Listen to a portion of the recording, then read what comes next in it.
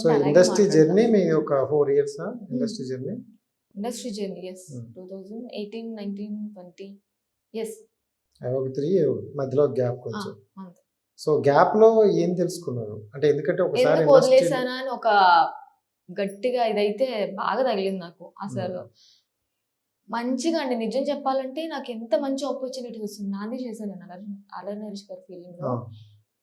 ఆ సినిమా తర్వాత నాకు చాలా మంచి ప్రాజెక్ట్స్ వచ్చాయి. అప్పుడప్పుడు నేను అరే నేను ఇన్ని ఇయర్స్ నేను స్ట్రగుల్ చేశాను కదా, ఒక రూట్ నాకు ఒక వే వస్తున్న తగిలింది, నేను ఆ రూట్ లో వెళ్దాం అన్న టైంలో ఇటో వెళ్ళిపోయింది.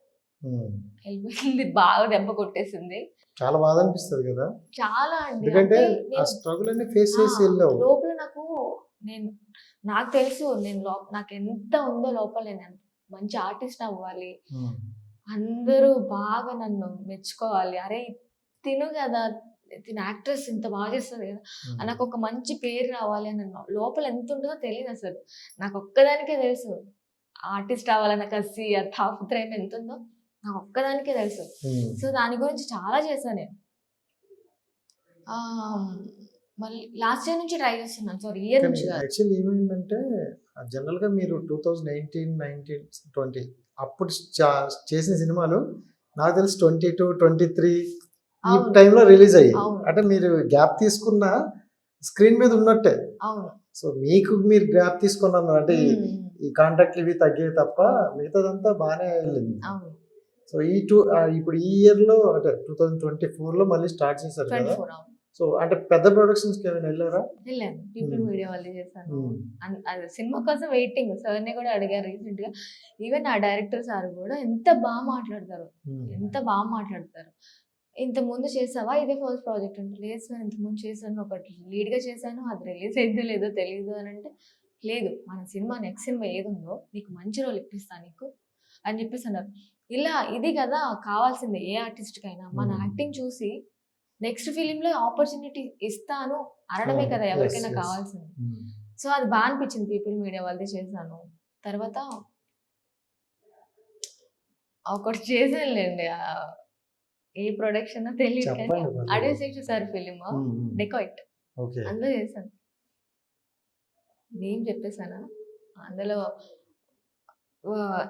యాక్టర్స్ గా చేశాను అండ్ డూప్గా కూడా చేశాను.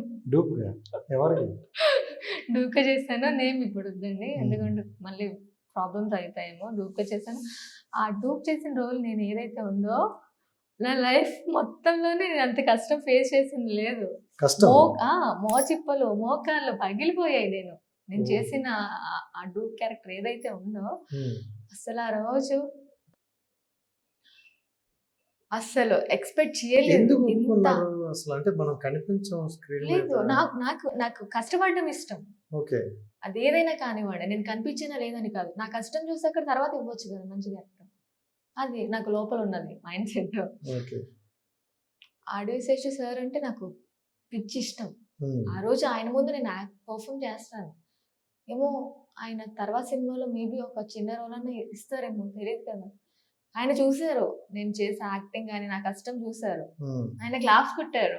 చాలా నాకు ఆ రోజు తిండి కూడా తినలేదు నేను, ఆ క్లాప్స్ చాలా అనిపించింది. వర్షంలో సెల్లర్ లో కింద కన్స్ట్రక్షన్ జరుగుతుంది, కొట్టుపోయి అంటే వాళ్ళు ఇవ్వలేదు నాకు కాళ్ళకి, డైరెక్ట్ యాక్షన్ చెప్పారు, నేను వెళ్తున్నాను అనమాట. అలా పాకుంటూ వెళ్తుంటే కొట్టుపోయాయి, బాగా నొప్పి వచ్చేస్తుంది. తనకి ఇవ్వలేదు మీరు అని చెప్పి తర్వాత అడుగుతున్నారు. లేదు ఇవ్వలేదు అని అంటే, ఇంకా ఆయన అరిచేసి బుద్ధుంది అసలు, అలా ఎలా ఇచ్చేస్తారు మీరు, ఇవ్వాలి కదా ముందే చేయండి. తర్వాత వాళ్ళు పెడితే నేను మళ్ళీ చేశాను, ఆ పెయిన్ లో ఉండి చేశాను. తర్వాత చెప్పిన తర్వాత ఇంటికి కదా చూస్తే అవన్నీ ఇలా లేచిపోయింది స్కిన్ అంతా. సరే ఓకే, ఇవన్నీ లైట్, నీకు లైట్ కదా, నీ లైఫ్ లో నువ్వు ఎన్ని చేసావు ఎన్ని చూసావు, ఇది నీకు పెద్ద కొత్తనా అని చెప్పేసి నన్ను నేనే స్ట్రాంగ్ చేసుకొని తర్వాత నుంచి ఇంకా ట్రై చేస్తున్నాను అనమాట. ఓకే, అంటే ఈ జర్నీలో కావచ్చు, ఎంటైర్ నీ లైఫ్ జర్నీలో కావచ్చు, బాగా మోస్ట్ పెయిన్ఫుల్ సిచ్యువేషన్స్ అంటే పెయిన్ఫుల్ అదే మా మమ్మీ చనిపోయినప్పుడు అలా స్ట్రక్ అయిపోయి ఉన్నా నేను. కన్నీళ్ళు కూడా ఇంకిపోయాయి, అలా కింద పడిపోయి కొట్టేసుకొని ఒక 1 అవర్ నాకేం అర్థం కాలేదు.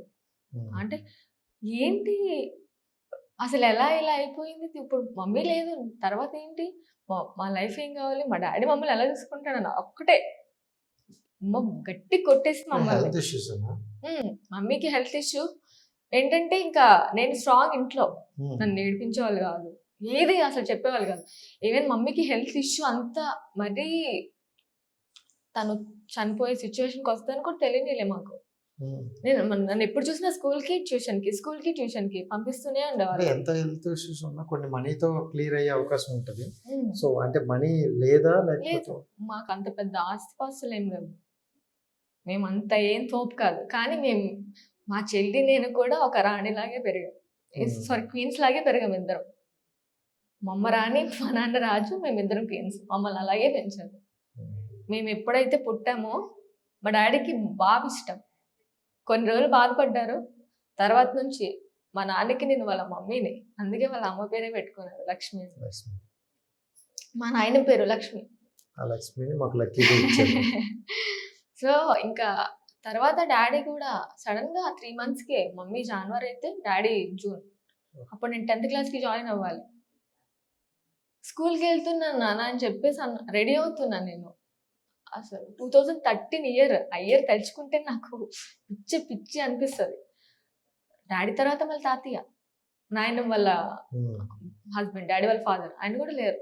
తర్వాత మా పప్పి, మా స్నూపీ అయితే అది చిన్న ఇంత పాపప్పుడు తెచ్చుకున్నాను. మా డాడీ మాతో పాటు ఈక్వల్గా పెంచాడు దాన్ని. అస్సలు అల్లరి చేయదు. ఎంత అంటే అది కూడా మా ఇంట్లో ఫ్యామిలీ మెంబర్. మా మదరు ఫాదర్ చనిపోయినాక అది కూడా ఫుడ్ తినకుండా అటు ఇటు తిరుగుకుంటూ. లైఫ్లో చూడాల్సినవన్నీ తక్కువ స్టేజ్లోనే చూశాను.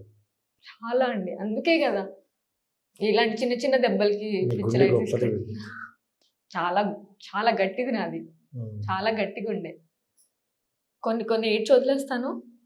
మైండ్లోకి అయితే అలా పెట్టుకోను. సో ఇండస్ట్రీలోకి వచ్చాక అంటే ఫర్దర్ అది వదిలేస్తే, ఇండస్ట్రీలోకి వచ్చాక ఇప్పుడు నీకు 2018-19 అంటే అప్పటికి అవన్నీ క్లియర్ అయిపోయి నీకు ఇండస్ట్రీలో ఒక మంచి పేరు రావాలి, మంచి యాక్ట్రెస్గా నాకు ఉంటూ రికగ్నైజేషన్ రావాలనుకుంటాను. అలా వెళ్తున్న వేలో ఇప్పుడు బాగా బాధపడ్డావు. ఇంకా ఎందుకు ఇండస్ట్రీ, నాకు అవసరం లేదు, ఇలా ఎందుకు వచ్చానని ఇప్పుడు బాధపడ్డావు? నా పర్సనల్ బాధలతో పోలిస్తే నాకు ఇండస్ట్రీలో జరిగినవి చాలా తక్కువ. 1%, 2% అంతే. మాట్లాడుతూనే ఉంటారు, మాట్లాడుకోండి మీ ఇష్టం.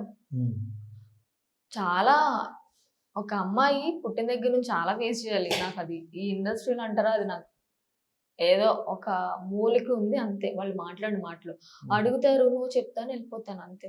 తర్వాత వాళ్ళు ఏమనుకుంటారు, ఏం చేసుకుంటారు అన్నీ అసలు